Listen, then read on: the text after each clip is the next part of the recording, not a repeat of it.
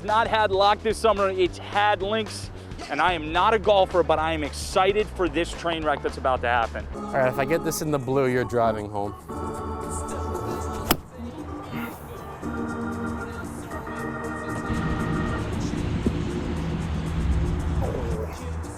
Got lucky.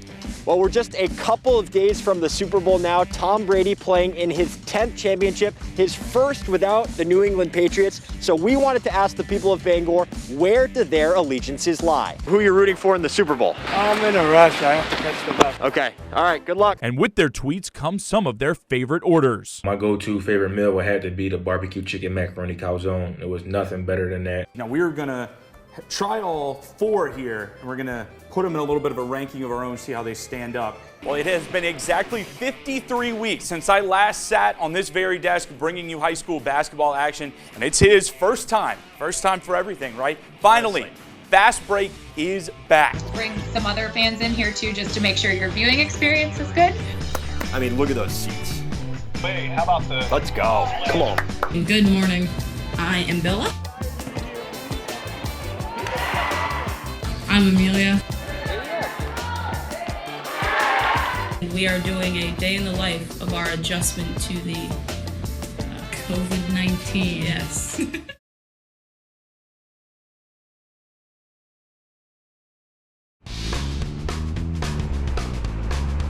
All right, John, we took the 2-hour drive down south to Portland today to check out what is going inside Hadlock Field. That's right, it's not had luck this summer, it's had links.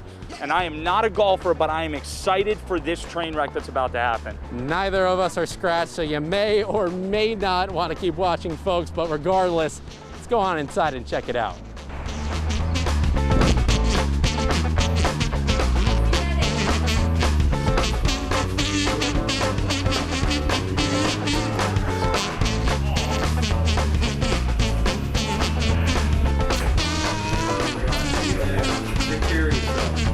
Hey guys.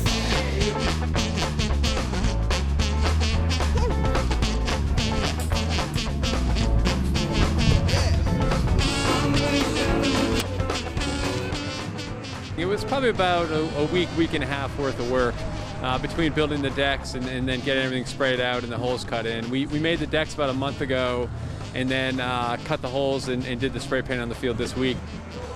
You know, our staff has really risen to the occasion, and we've got a lot of projects going on. You know, we've all kind of dove right in and trying to get the job done and taking everything in stride and, you know, trying to make some fun events like this so fans can continue to create memories here at the ballpark.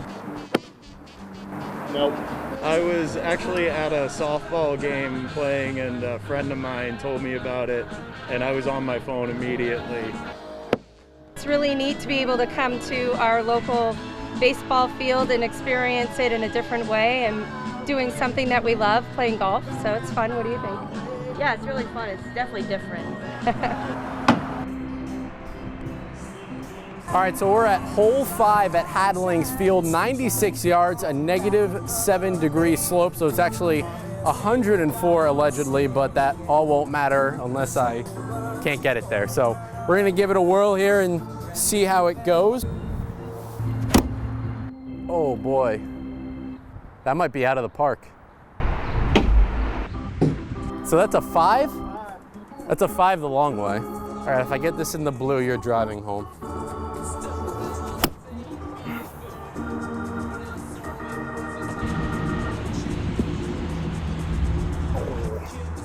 Got lucky, it almost made it in. All right, look, here's the deal. I have not swung a golf club in 5 years, and it was a part of a class, a beginner's golf class in college.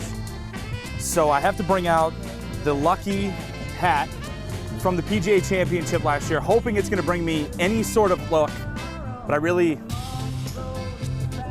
don't think it's gonna help at all. Andrew said pitching wedge. I think it was an insult, but I'm not 100% sure, but I'm just gonna swing this thing anyway and see how it goes. This thing might go into the stands.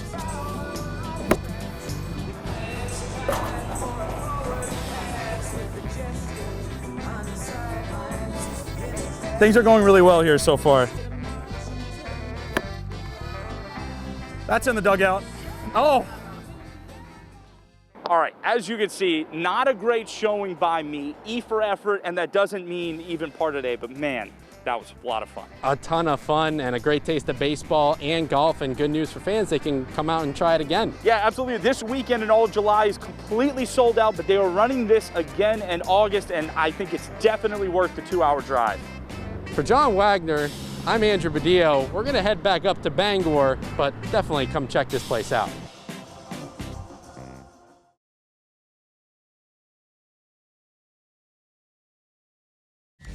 Well, we're just a couple of days from the Super Bowl now. Tom Brady playing in his 10th championship, his first without the New England Patriots. So we wanted to ask the people of Bangor, where do their allegiances lie? If it's the Bucks, an orange one. If it's the Chiefs, a white one into that pail. This is for Gronk.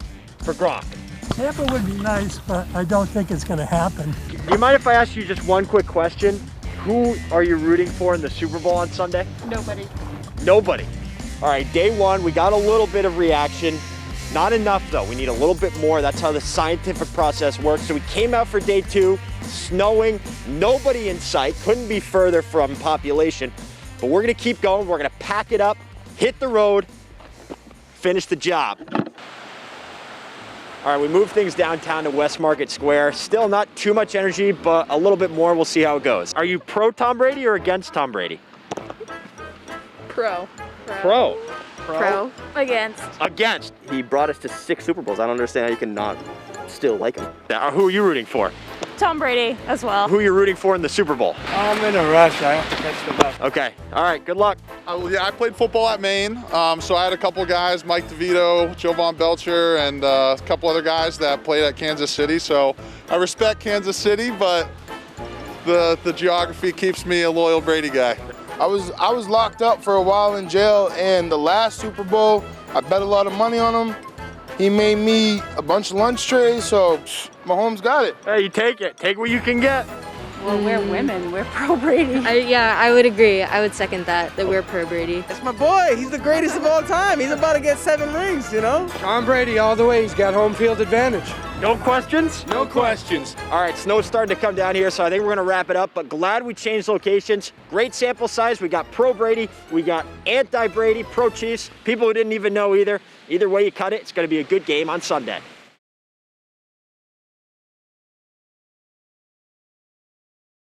Tucked between an unassuming apartment complex and a weathered grocery store is the heartbeat of a night out as a Maine student, the Orno House of Pizza. They're gonna talk to the kids down the road and say, yeah, we used to go to Maine. Yeah, we had a bar that was called OHAP back then, and we used to go there often. OHAP has gone from local favorite to viral underdog story. The bar and late night delivery spot was placed into the nationwide Barstool Best Bar bracket, with UMaine athletes, students, and alumni using the hashtag BestBarOHAP to push it past bars from West Virginia, UMass, and Penn State into the Final 8. It's overwhelming, and to know that people don't forget, and we are a very small bar, and it's great to know that some of these people do hold us in their memories, and they do cherish us in their future.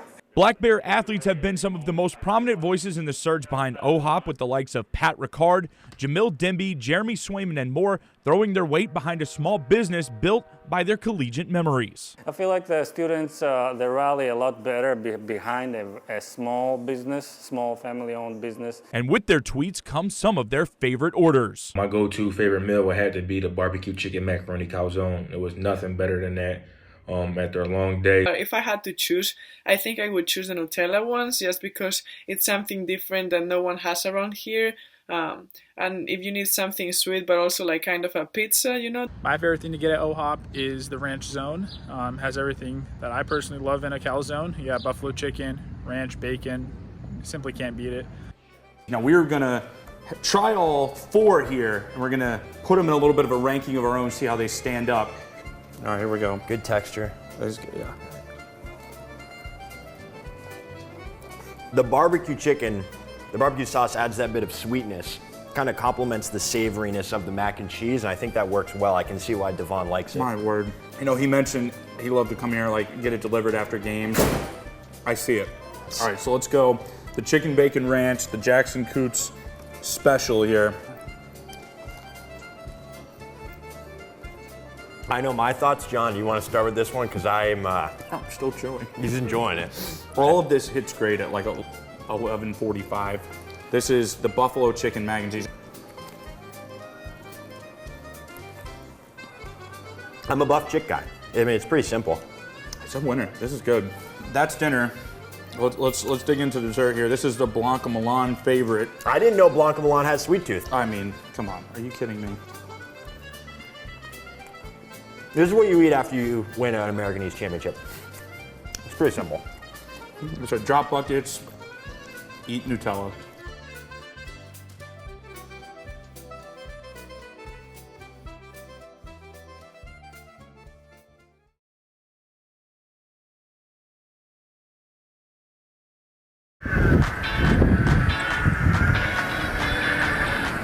How we doing? It's gonna be $40. Really? Anything over on Causeway? No, this is it.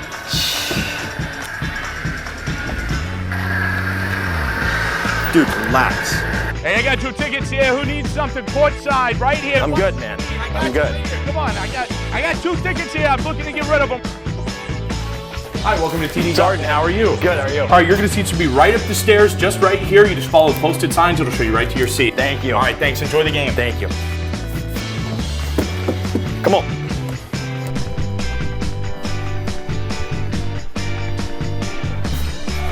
Game 4, come on. Gotta get this one. You know who the stars are, but not who. We just want to get you set up, Corey.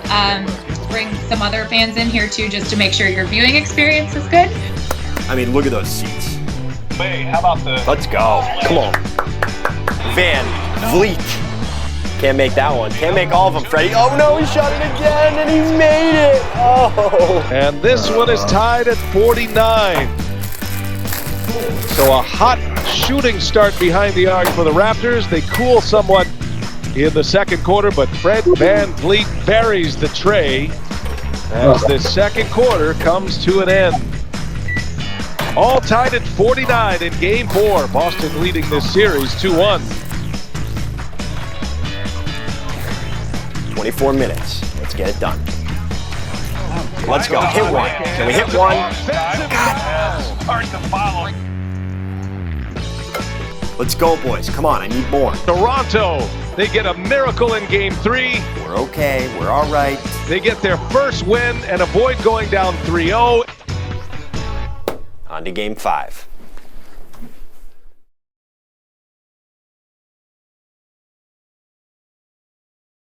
Good morning. Good morning. I am Bella. I'm Amelia. We are doing a day in the life of our adjustment to the COVID-19. Yes. So we're just going to be vlogging what we do today. Smoothie time. Beer time.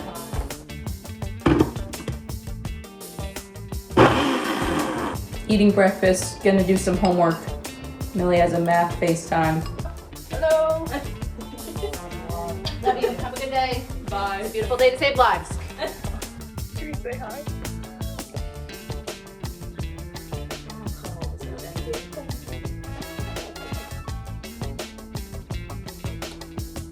I'm still doing homework.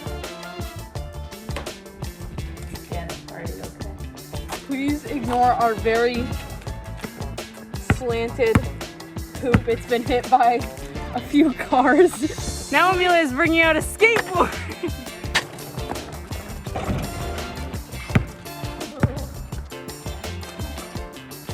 Oh, no, I'm not. I thought you were doing. Okay. Trying to save your life.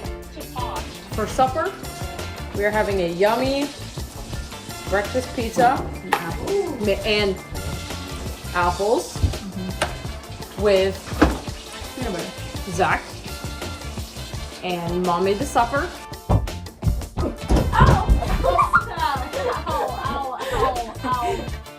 This has been a day in the life of the McClellan sisters during our Coronacation. It is not a vacation. It's a Coronacation. It is an adaptation to a worldwide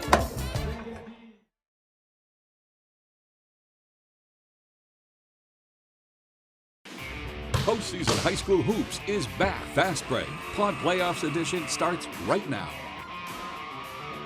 Well, it has been exactly 53 weeks since I last sat on this very desk bringing you high school basketball action, and it's his first time for everything, right? Finally, Fast Break is back. Feels a lot more official than sitting in the sports corner, doesn't it? I mean, here we are. Yeah. Welcome to our coverage of the Pod Playoffs. I'm Dave Peck. He's John Wagoner. We've got a lot to get to tonight. Yeah, we absolutely do. But before we get to the games, let's get you caught up on what you're in for tonight. There are no state tournaments and no gold balls this season, unfortunately. But individual conferences got together to create regional pod playoffs for their teams. We start with the Class A AA pod. This is sort of the heavy hitters in the PVC.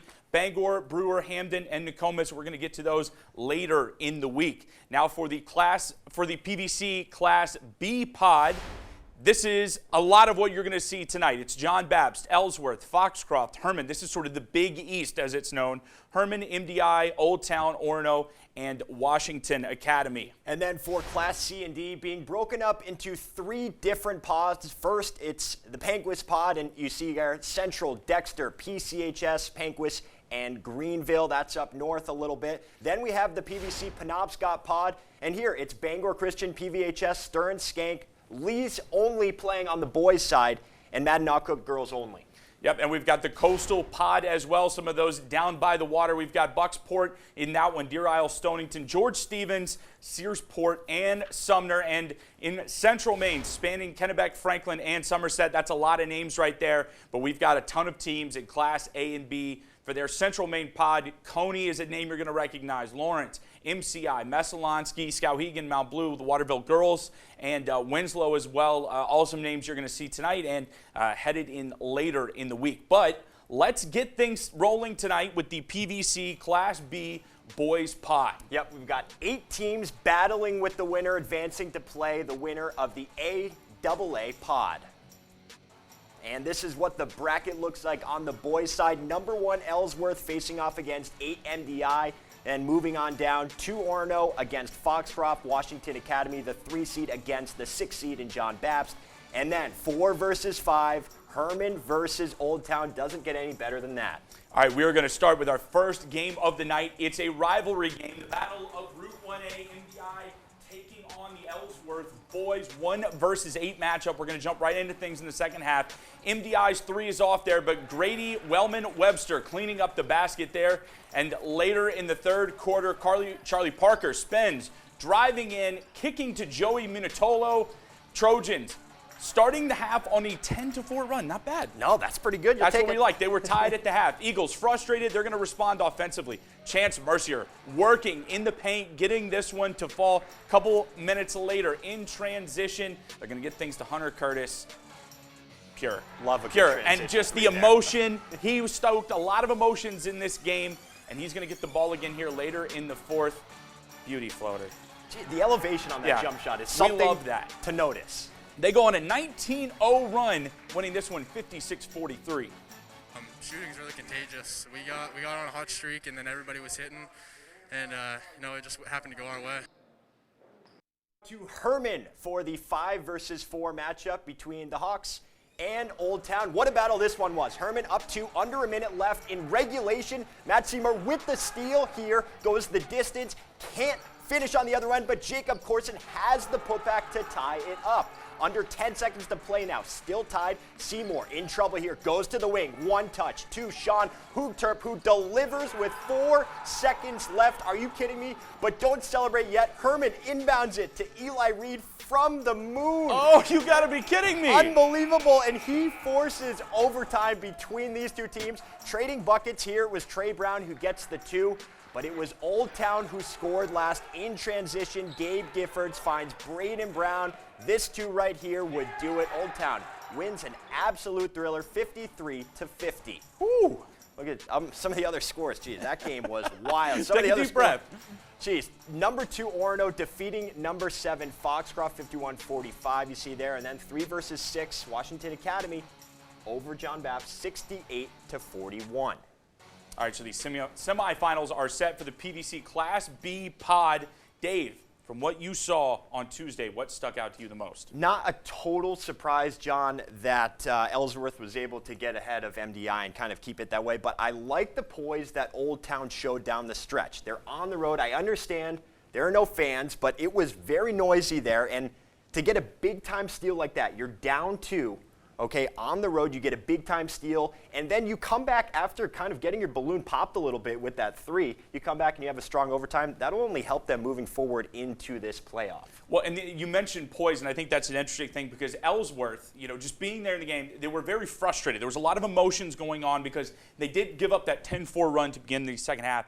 Just a lot of frustration, a lot of heads and hands, even though they really weren't down but 6 points, but it felt like it could have gotten out of hand. But again, you go on a 19-0 run in the fourth quarter, third into the fourth quarter, it's kind of going to do it for you. So that's something to look at. How do you control emotions when the bench is going back and forth? It's something we've seen in a lot of games this year without any fans being in the building. Well, that's the thing. A lot of the emotion here, you go to these games and it's like a baseball game almost from the dugout. The stands are empty, so it's got to be the players that create the energy. Sometimes, it can be too much to ask, and then you got to refocus, find your head, and keep moving, and I think Ellsworth did that today. Yeah, absolutely right. All right, so here is how the bracket looks now on the boys' side of things. You see Ellsworth moving on. The Eagles will face the upset winner, overtime winner of number 5, Old Town, and then it's going to be Washington Academy and Orono. They will be playing on Saturday afternoon. We're going to have coverage of that one, but those are your final 4 in the boys' pod. All right, already a lot going on here. I mean, we're running around. Yeah, that's right. We're gonna hit the oxygen tank in the break. We're gonna just take a deep breath. When we come back, we're gonna take a look at the PVC Panquist pod and catch up on the Central Maine prelims, as well as some action from the PVC girls, and much, much more when we return.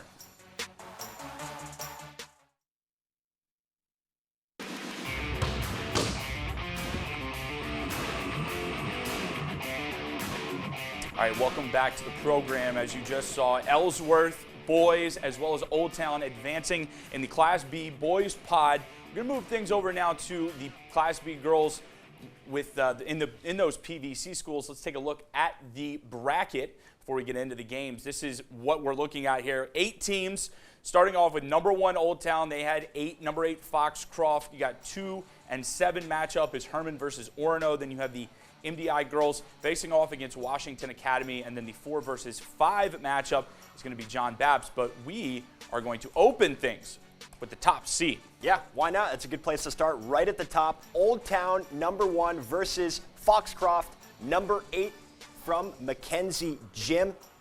And there she was, Hannah Richards, looking for .1000, but just 12 points away. We'll fast forward now. First quarter, Ponies down 3. Annie Rains to Emily Harmon Weeks, back to Rains, and it checks out with that name, right? She nails the 3.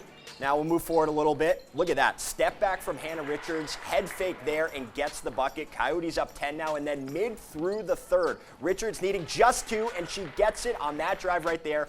1,000 points for her. Old Town wins this one 60-30. Here was Hannah on the milestone.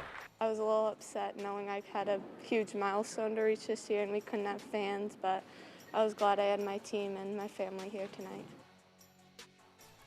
Well, and everybody watching at home, right? Yeah, a lot of congratulations to Hannah. We're going to move now to Herman. It's the 2-seed Hawks facing off against number 7 Orono. Second quarter here, Red Riot's shot is off from the corner. Chloe Labrie gets the board, works hard underneath to get that one to go. Orono looking to catch up to Herman, but defense turning to offense for the Hawks. Sydney Gallup scoops the errant pass and finishes. No foul call on the push there, but she walks that one off. Then next trip down, Maddie LaBelle knocking the ball loose. Gallup is there, gets it back to LaBelle on the run for 2. Hawks advancing in this one with the win 64-34.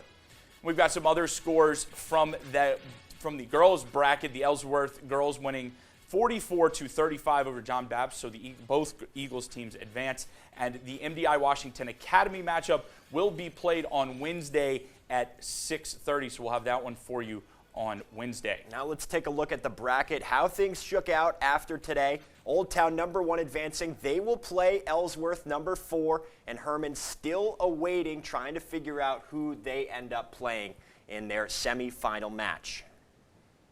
All right, so the semifinals for the Class B girls pod just about set.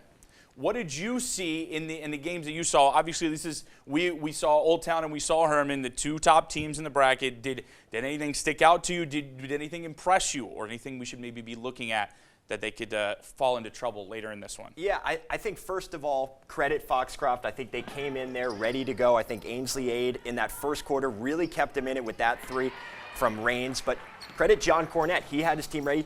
But this Old Town girls team, I think there's another level they can get to.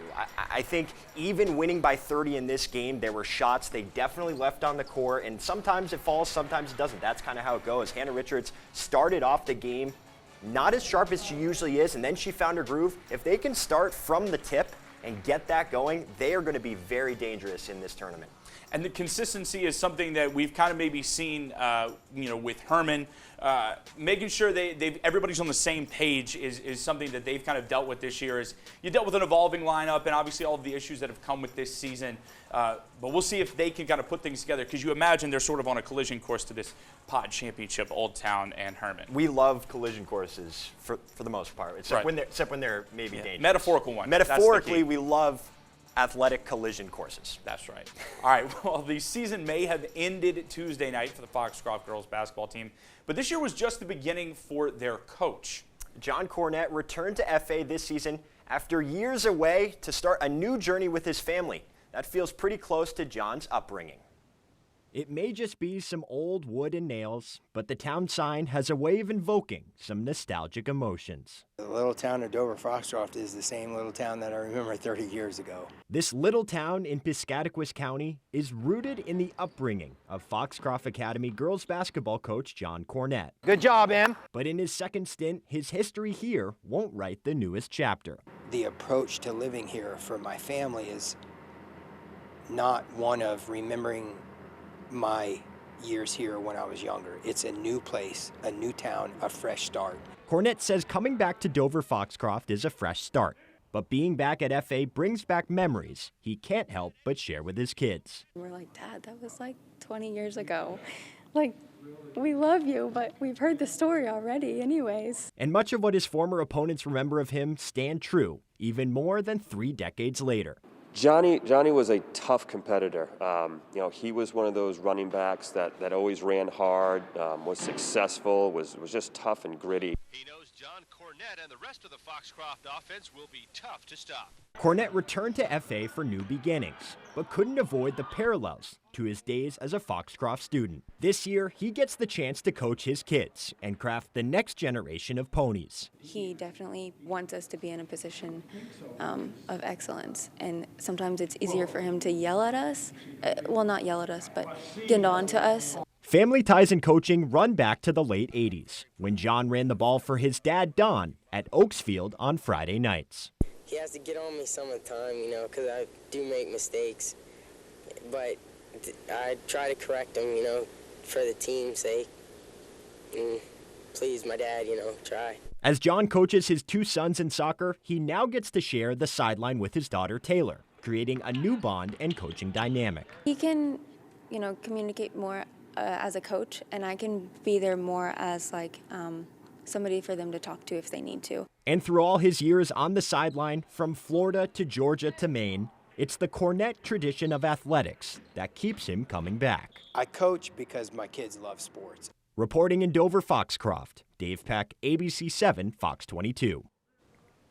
We love a trip in the Wayback Machine. It is so funny how those things tend to work out. Even if you say, I don't want to be my parents, it always comes up, right? Always comes around. Just give it time. That great piece, by the way, and congrats to Cornette for getting back into the game. Tough loss, obviously, Tuesday night, but plenty to look forward to in the coming years for him and his family. Yeah, definitely.